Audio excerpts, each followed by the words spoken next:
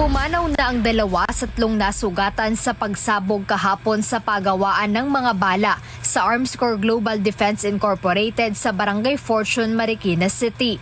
Ito ang kinumpirma kagabi ni Marikina City Chief of Police, Colonel Joffrey Reyes. Sa isang text message, sinabi ni Colonel Fernandez na 5:15 ng hapon, idineklara ang biktima na unang nasawi sa pagsabog.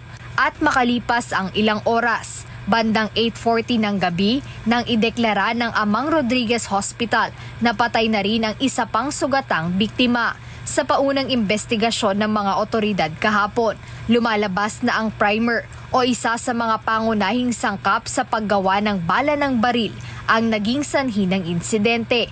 Gumagawaan nila ng mga bala ang mga biktima nang buksan ng kahon na may lamang primer at doon na ito sumabog. Sa inilabas na pahayag ng kumpanya, tiniyak nito na sila ang sasagot sa gastusin o anumang kailangan ng mga biktima.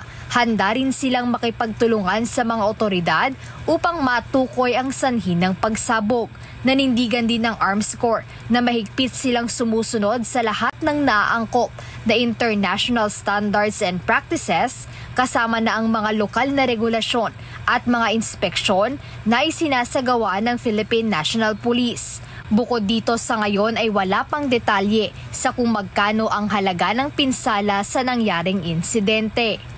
Jed Neresina, UNTV News and Rescue. Diyos ang aming sandigan, serbisyo publiko ang aming pinahahalagahan.